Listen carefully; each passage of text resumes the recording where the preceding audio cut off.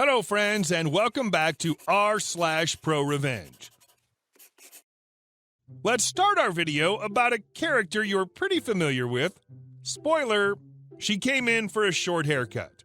But before we begin, don't forget to subscribe to our channel if you're new here and turn on notifications so you don't miss a new video every single day.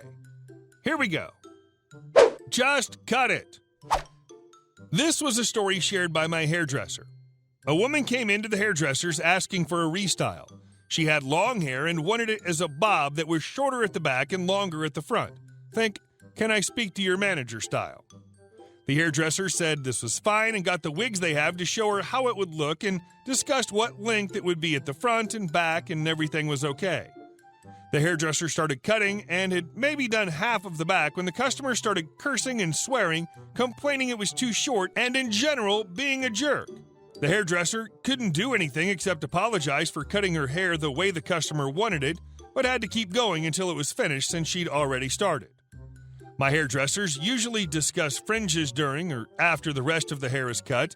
When she asked the customer if she'd like it to the side, all the same length, box fringe, etc., the customer rudely replied with, "It's a fringe, just effing cut it." The hairdresser did what she was asked and gave her a really short fringe, similar to the short one Hayley Williams has. Her manager had also been watching all of this take place, so when the customer tried to complain again, she finally spoke up and went, "You did tell her to just effing cut it." She got the "let me speak to the manager" haircut to literally speak to the manager. And our next story. I will play by the rules, no worry. This happened quite some time ago. I was sent to Spain to a very small company to try and save it. It was during the financial crisis, so basically I tried first to spend less money, negotiating everything I could. First time I met the landlord, I saw this very old guy shaking with all his bones, dressed like he couldn't afford clothes from the 21st century. But after the typical chit-chat, I tell him I'm planning on moving out because the rent was way too high. It was easily 30% above market. He then proceeds to show me one of his buildings he had an offer on that he just refused, 17 million euros, and basically told me to F off and that he would agree on not raising the rent in the coming 12 months. That's when I started looking for something more decent and better than the beaten offices we had, and I found quite easily. When you exit the offices, the landlord, especially where we had those offices, tries to fix everything with the deposit you put at the start of the lease. So knowing this piece of crap of a landlord I had, I talked to a lawyer I had in my contacts and explained him the situation. He then came up with an idea. The day comes when we have to leave the office. Our landlord, as a smart bud he is, comes along with his lawyer to make sure we will follow the law. But what he didn't know was we also had our lawyer on site, one contractor to fix any minor problem on the spot, and a effing notary, so we could redact the document stating everything without a possibility to discuss later. He was furious. We could fix everything. The only thing we had to replace was an AC, which never worked, so we ordered the worst possible one for 300 euros and got 100% of the deposit.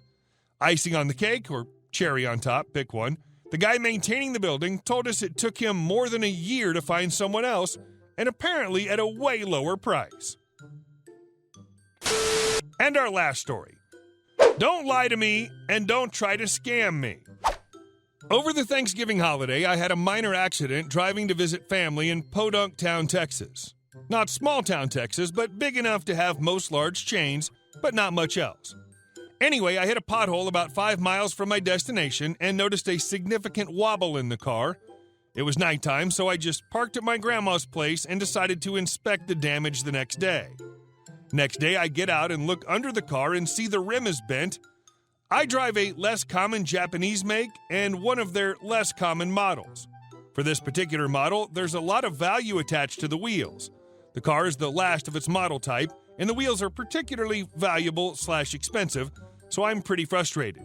New OEM wheels will be $400 from the dealer, used rims will be $300 and questionable, and I'm unsure about the repairability of a bent rim at this point in the story. If I don't have a matching set of original rims, the car's value is significantly diminished. However, even if I wanted to, there's no way I could find a dealer for my make within 100 miles. I'd either have to get it repaired or get a temporary replacement. Usually in situations like this, I'd call my mechanic buddy and get his opinion. However, he works a 10-day on, 4-day off schedule and worked his butt off to get the shift with the holiday weekend off since he never sees his kids. I didn't want to interrupt his family time. So I leave the car in the driveway for Thanksgiving and spend time with family. First thing in the morning on Friday, I wake up and go to Chain Tire Store. I've had good luck with Chain Tire Store in the past, so I figure they'll be honest with me and give me a fair diagnosis. I roll into the shop first thing, and the manager immediately comes to greet me, saying he really likes my car and wishes there was a dealer nearby so he could have one of his own. Classic salesman tactic, but whatever. I show him what's wrong, he pulls the car into the shop, and a mechanic pulls the wheel off. After looking at the wheel, the manager comes out and tells me he's sorry, but the wheel is not safe to repair. He shows me the bend, which to my eye is very slight, but he assures me they put the wheel underwater and bubbles came out from under the tire, indicating the tire wouldn't hold air pressure. I thought this was weird since my tire pressure gauge didn't come on and the tire had held up fine after hitting the pothole. Still, I trusted Chain Tire Store, so whatever. I just need to buy a new rim. The manager asks if I'd like to get a replacement and I say I'm not sure. I'll need to think about it. He offers to ring me up for an estimate while I wait, so I go outside and consider my options, buy one mismatched wheel and replace it immediately when I get home, or buy a matching set and replace the damaged wheel when I eventually sell the car.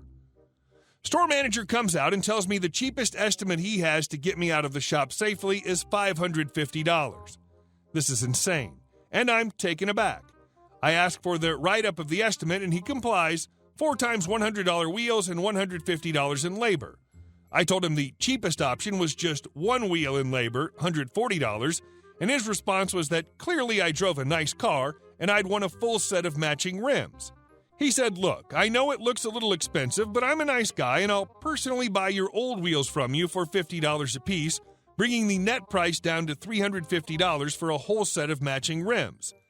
This set off warning bells, so I told him I'd need to think it over some more. After a few minutes of thinking, I realized this guy's trying to scam me out of my rims and get sales commission on a huge sale.